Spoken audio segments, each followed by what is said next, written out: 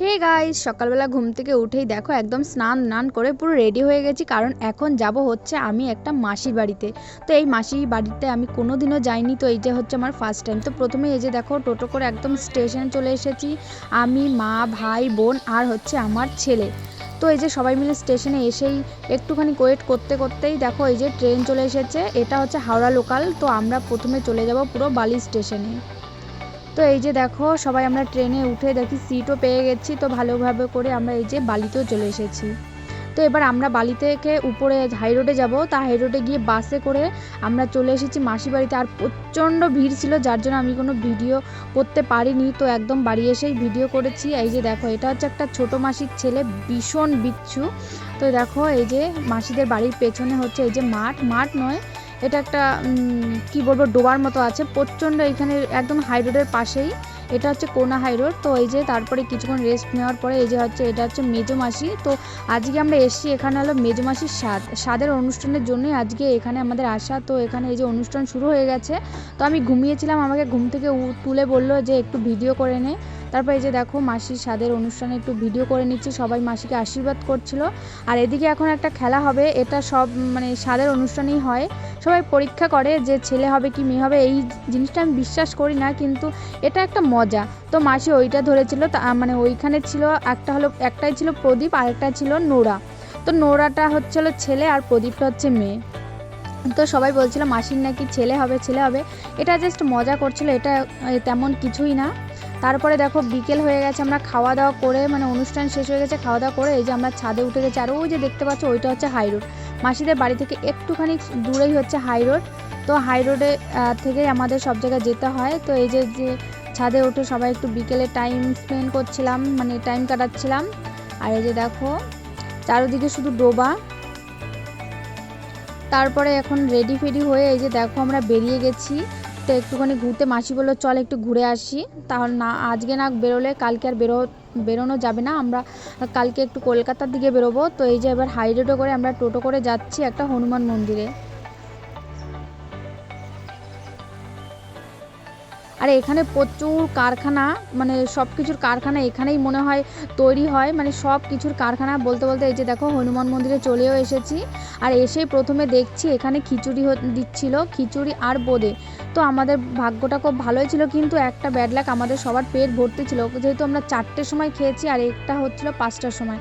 তো আমরা খিচুড়ি খেয়ে তারপরে এই যে ভেতরে চলে এসেছি, প্রথমে জুতো রেখে তারপরে মন্দির প্রবেশ করতে হবে। তো এই যে দেখো আমরা এখন মন্দিরে প্রবেশ করব। আর মন্দিরটা এত সুন্দর ছিল, মনটা পুরো আমাদের মন্দিরটা দেখে ভরে গেল। তো মন্দিরটা দারুণ ছিল। এই যে দেখো মনে হচ্ছিল দুর্গাপুজোর সেই প্যান্ডেল দেখতে এসেছি, যেমন প্যান্ডেল দেখতে এলে আমাদের ঘুরে তারপর মন্দিরের কাছে যেতে হয়, এটাও সেই প্রসেসে। এই দেখো প্রথমে ওই দিক থেকে ভেতরে গেটে ঢুকে তারপর এই যে দেখো পুরো সব সিস্টেম করে দেওয়া আছে, কোথা দিয়ে ঢুকতে হবে, কোথা দিয়ে বের হতে হবে। এই যে দেখো এটা হচ্ছে অনেক বড় হনুমান মন্দির। এখানে কে কে গেছো আর কে কে এই হনুমান মন্দিরটা চেনো আমাকে অবশ্যই কমেন্ট করে জানাবে। আর কে কোথা থেকে আমার ভিডিওগুলো দেখছো অবশ্যই কমেন্ট করে জানাবে। তো এবার আমরা মন্দিরের ভেতরে প্রবেশ করছি। আর দেখো এই টাইমে সবাই এই মন্দিরে ঘুরতে আসে।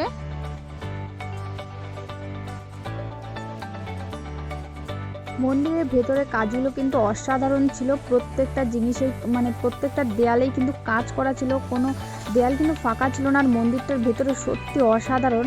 তো তোমরা ভালো করে দেখলে। তারপরে এই যে আমরা দেখো এবার নিচে বেরিয়ে যাচ্ছি।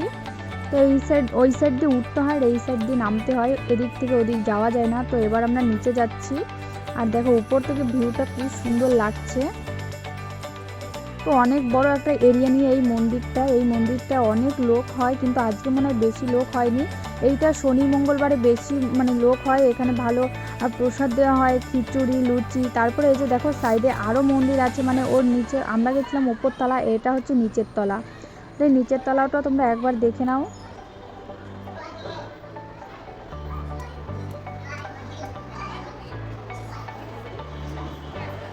আর আমি এই ভিডিওগুলো যে স্পিড করে দিই, তোমাদের যদি কোনো অসুবিধা হয় তোমরা কিন্তু অবশ্যই একটু কমেন্ট করে জানাবে।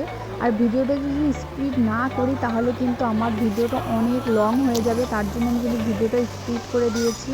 তো এই যে দেখো মন্দির এটাই হলো লাস্ট প্রান্ত। তো এখান থেকে এবার বেরিয়ে গেছি। সুন্দর प्यारा बच्चा है। तुम्हारा नाम क्या है बेटा?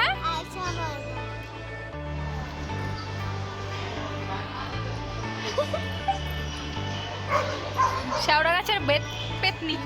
আমরা এখন বেরিয়ে যাচ্ছি মন্দির থেকে, আর সন্ধে হয়ে গেছে, এখন বাজে রাত 6:30, রাত নয়, সন্ধে 6:30। তো এই দেখো মন্দির থেকে এখন আমরা সবাই মিলে বেরিয়ে যাচ্ছি। এখানে অনেক ভিডিও, অনেক ফটোশ্যুট হলো, অনেক রিলস হলো। আর এই যে দেখো পাশে একটা রেস্টুরেন্ট আছে। তো আমরা এখন খাবো না, যেহেতু আমরা বাড়ি থেকে খেয়ে এসেছি এবং এখানে এসে খিচুড়ি প্রসাদ খেয়েছি, তাই আমাদের পেটটা পুরো গিফটে বলেই তো বাড়ি দেখায় আইছিস। না, দুপুরে খাবার তো বাড়িতে খেতেই হবে। তো খেতে খেতে সেটা 4টে বেজে গেছে। তো বাড়িতে অনুষ্ঠান ছিল, তোমরা দেখতেই পেলে। তো এখন বাড়িতে চলে এসেছি আইসক্রিম খেতে। আর এই যে দেখো হাই রোড, আমরা আসার সময় এই হাই রোডটা দিয়েই তো এসেছিলাম, এবার এই হাই রোড দিয়ে যেতে হবে। এই দেখো আইসক্রিম খেতে এসেছে। তোর আইসক্রিম খেতেই হবে।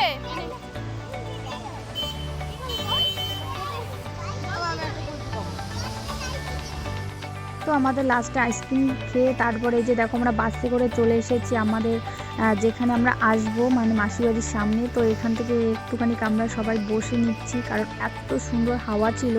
এই যে দেখো সবাই মিলে আমরা এই হাই রোডের মানে মাঝখানে যে একটুখানি বসার জায়গা ছিল, ওখানে সবাই মিলে বসে তারপরে আমরা আবার বেরোবো। তো বসার পরে দেখি হঠাৎ করে বড় বড় ফোঁটায় বৃষ্টি পড়ছে। তো আমরা তাড়াতাড়ি দৌড়ে বাড়ি চলে যাচ্ছি। আর ভিডিওটা তোমাদের কেমন লাগলো, আর এই হনুমান মন্দিরটা কে কে চেনো, আর এই বাচ্চাটাকে তোমাদের কেমন লাগলো অবশ্যই কমেন্ট করে জানাবে। আর অবশ্যই আমাকে একটু সাপোর্ট করো। তো টাটা।